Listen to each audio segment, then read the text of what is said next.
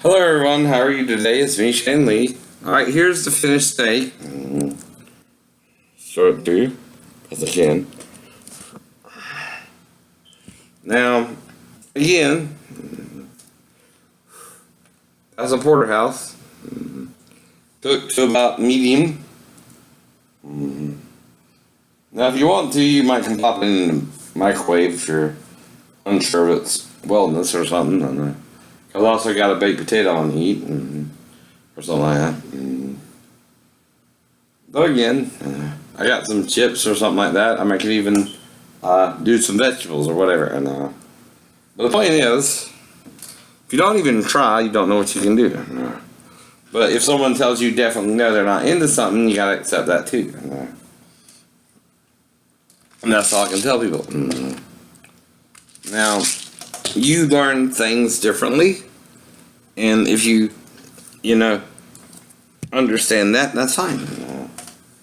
But if you don't, I can't, tell you anything more than what I know myself. And that's all. That's all. Now, if someone lied to you about a particular thing, either you can realize they lied to you or continue applying that lie to yourself, right? Nothing I can do about that either, except to say, I won't apply it to myself. Now, next thing I gotta do, though, is let the charcoal burn out.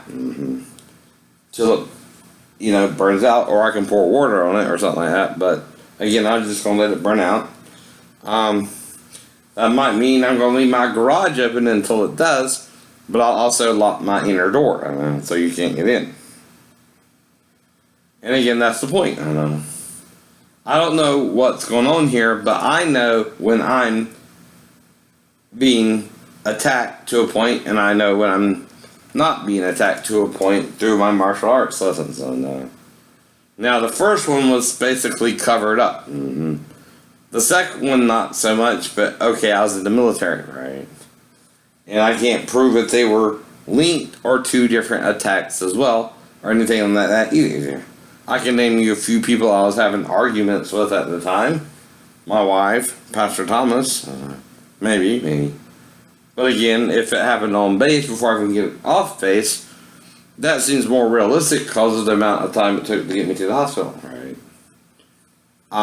Though, again, the person who did so could do so within, like the car accident, up to an hour. And I wouldn't remember it.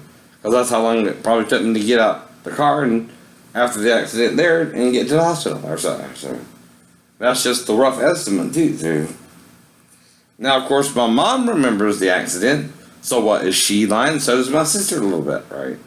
So what, is she lying? So everyone's lying, okay, here, but you.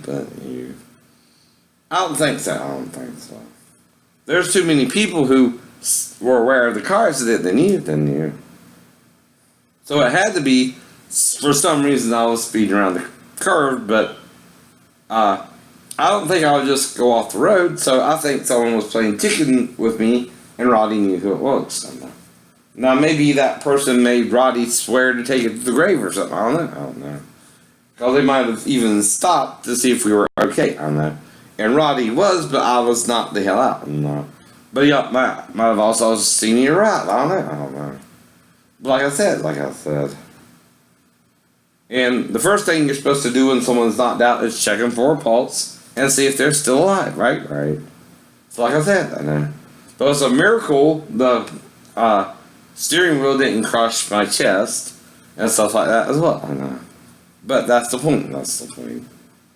Other than that, I don't see myself logically just going off an embankment at 35 to 45 miles an hour anyway, which is about the fastest I would have went around the curve anyway, knowing my car was insured with me on the insurance policy. Because Mom made sure to tell me, be safe, don't get in an accident before I left, right? Because she knew I was on the insurance, right? So only thing I can figure out is someone was playing maybe chicken, but they don't want to be exposed, right? Because you're not supposed to do that. That's still a crime. So whatever the crime was, I can't say. Rest is in guessing without Lord Roddy telling me anything as well. before he died of a drug overdose, which again, was his pattern in life. He would occasionally do drugs. So that's the point, right? Same with Mark. He died of staph infection due to complications from a cancerous tumor in his brain. That can happen too. And he was also doing a little bit of cocaine and stuff like that, but that's neither here nor there. That was a long time ago. And again, I mean, but his kids are grown. His daughter is married, or with a guy. Though he probably ain't treating her right, but whatever. And then little Mark is trying to work and stuff like that. And everyone moved on. And then I met Molly, who sort of looked like Mark, but I think she's a real female, because, unless it was really Mark, that would be crazy too. So that's the point there. So anyway, y'all have a good evening. I'm going to let the fire burn out, and that could take a few hours again. Until the coals die, and that's how you start a fire, and that's how you go camping too. And you light the fire, you start with the fire, and then you cook over the fire until the fire's out, putting coals or wood or whatever on the fire, and that's your typical camping trip. So like I said, the problem isn't always what someone tells you, it's how you choose to believe it too. And if you apply it to yourself, can't no one unapply it, until what? You do so yourself.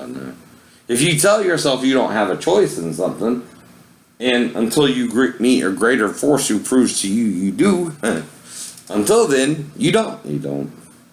But if you do meet a greater force that tells you you do, and you keep ignoring that force, and it'll bite you in the ass in the end. That's all I can warn you about. But anyway, y'all have a great day. Talk to you later. Bye-bye.